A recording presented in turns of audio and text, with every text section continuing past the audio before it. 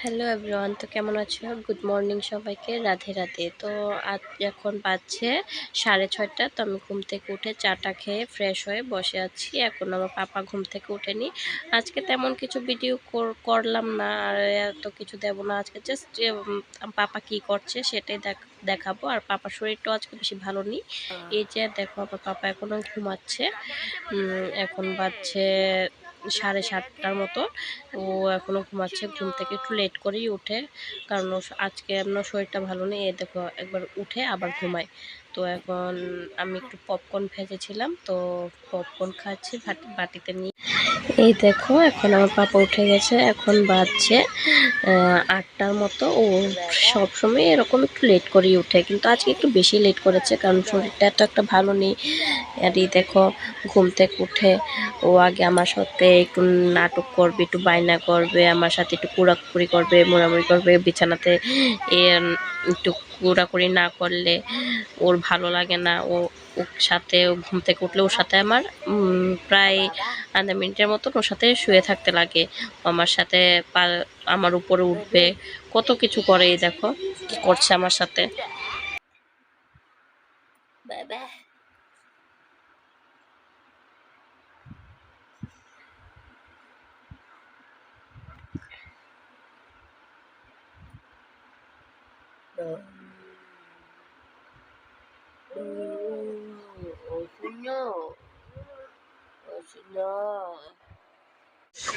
আর এই যে দেখো, আমার পাপাকে এখন আমি টিফিন খাইয়ে দিয়েছি। এখনও খেলা করছে, এই যে দুষ্টুমি করছে। এই দেখো, আমার সামনে এসেছে, আমি ভিডিও করছি তার জন্য আমার কাছে এসে পড়েছে, কি করছে।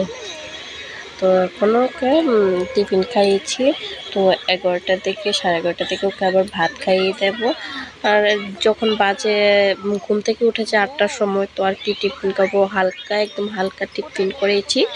তো তারপর 11টা থেকে ভাত খাওয়াবো। আর এমন ওর পেটে খুবই ব্যথা করছে, কিছু খেতেই চায় না। তার জন্য বেশি কিছু আর খাওয়াতে পারি না। ওকে বেশি জোর করাও যায় না, জোর করলে আবার বমি করে দেয়। বুম নিয়ে খেলা করছো? না না,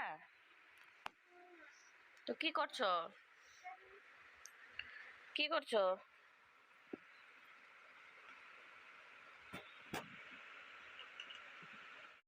ওই যে ওর পেটে খুবই ব্যথা করছে, কান্নাও করছে, বুঝতে পারছি না কি করব। ওকে এখন ডাক্তারের কাছে নিয়ে যাব বিকালের দিকে, কিন্তু এই সময়টা সারাদিন কিভাবে রাখবো এটাই আমি বুঝতে পারছি না।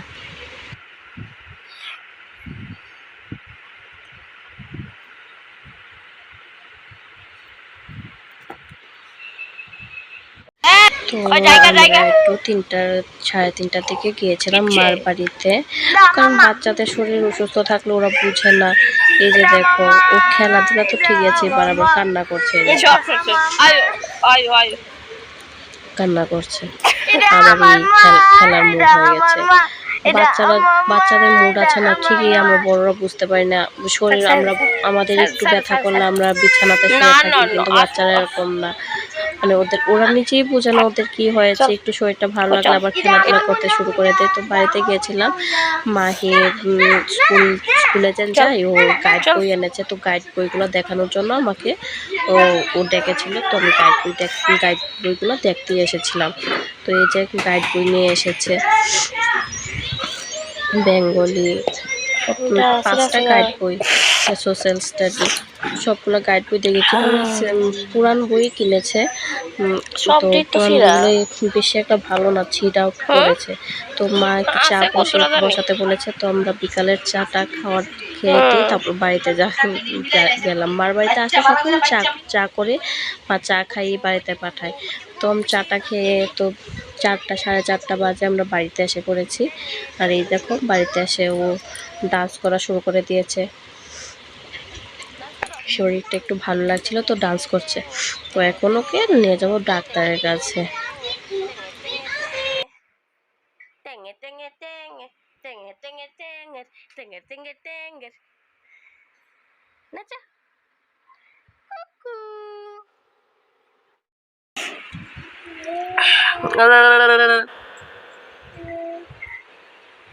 পুজো দিচ্ছ? বল দাও ঠাকুরকে বল দাও।